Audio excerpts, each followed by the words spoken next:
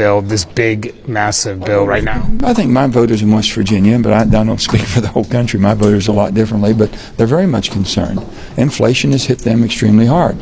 They have to drive. Their mileage for driving to work is quite onerous on them. And the cost, they see it every day. Every day they go up and fill up, it's $1.25 more a gallon. So they're in $3.29, $3.39.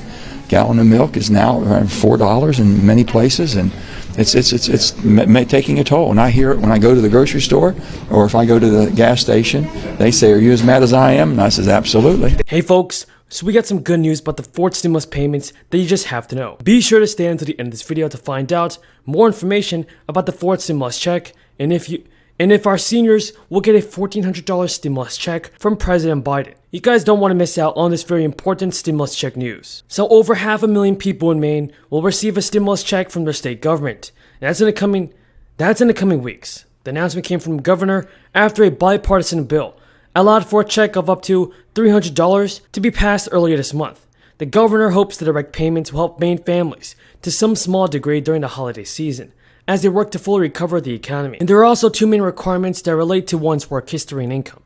No action needs to be taken to request a payment, as the Maine Revenue Service will determine eligibility.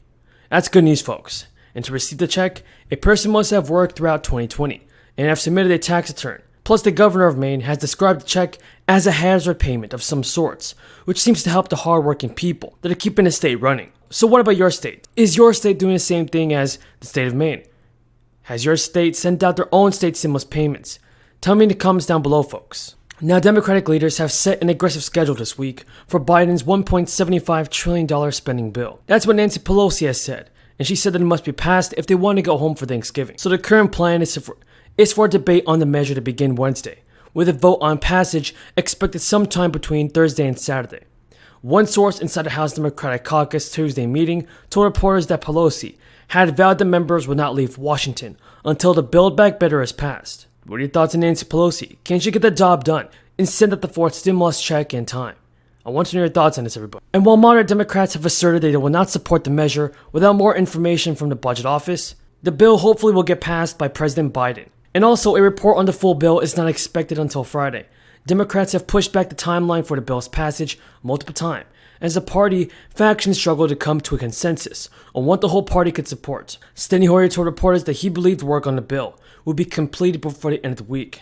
Hoyer told reporters, "I hope to vote on it as soon as Thursday, but perhaps on Friday, and we're going to get it done this week."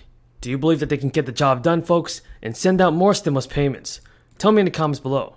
So folks, the Congressional Budget Office score is expected to show that stepped up IRS enforcement of tax laws would yield significantly less than the $400 billion in revenue projected by the White House estimates. Biden and other administration officials have insisted that the social spending bill is fully paid for, with the president himself saying the measure costs $0.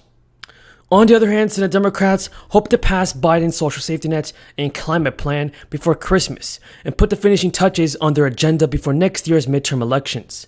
Now, Schumer may have to make changes to the House plan to keep his whole caucus on board and pass the bill. That's if the Senate makes tweaks. The proposal will have to go back for the House for a second vote. Democrats don't want to see the process slip too far into next year, and substantial legislation often grinds to a halt during election years. Beyond efforts to pass the two planks of their agenda, Democrats try to find the best way to pitch Americans on how the policies will benefit them. So, what are your thoughts on President Biden, Chuck Schumer, and all of our members in Congress? Can they get the job done and send out more stimulus payments this year? Mr. President. The Majority Leader. First, I know, Mr. President, you will be taking the floor in a few minutes. I spoke about the bittersweet mood we all have of your departure. Bitter in the sense that you've done so much for the Senate, for Vermont, for America over the years that we will badly miss you. Sweet because you'll get to spend more time with Marcel, your children, your lovely grandchildren, and you deserve it after all these great years of service. It's one of the most extraordinary records any senator has compiled in the history of this country. So thank you for your service and your continued service through January of 2022. Now, on infrastructure. Yesterday, our country took a major step forward to prepare our economy for the challenges of the 21st century. As we all know, the American people have been told for years, that another infrastructure bill was coming, one infrastructure week after another. But after yesterday, we can now tell the American people that an infrastructure law is here. The President signed it yesterday. The enactment of bipartisan infrastructure legislation is so long overdue. There isn't a community in America that doesn't have some glaring need.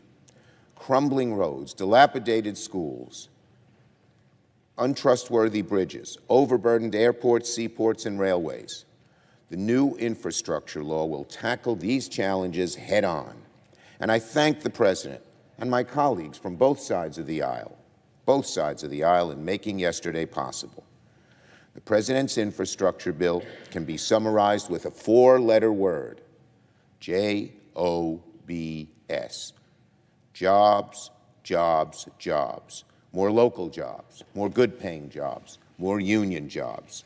Unions, as we know, have been a ladder up through the decades, and they will continue to be under this bill, as there will be more of them. And the jobs will put people to work on projects in every state and every community. In New York, my state, dependent on good transportation, major undertakings like Gateway, the Cross Bronx Expressway, the 2nd Avenue Subway, I-81 in Syracuse, the North Inner Loop in Rochester. The list could go on and on and on. All of them will finally get going again. Have a great chance of that happening after years of paralysis. And the federal dollars that the government is sending to the states is already having an effect in my state. Yesterday, our governor announced that because of the federal dollars, there won't be fare increases or cutbacks in service on the MTA and the commuter rail. That is really good news. Well, what's happening in New York holds true in every other state in the nation. Major projects that have been long awaited have a real good possibility of getting going. So there's great news, and jobs, jobs, jobs will rain down on every state. So there's much to celebrate with yesterday's signing. And in the weeks and years and months and years to come, the American people will see the benefits with their own eyes. So I want to thank President Biden for finally delivering on something that previous administrations have tried to do but have been unable to complete. Build Back Better. Make no mistake, we will keep going in the weeks ahead by passing the rest of the President Biden's Build Back Better agenda. It's very simple. If we want to create more jobs, if we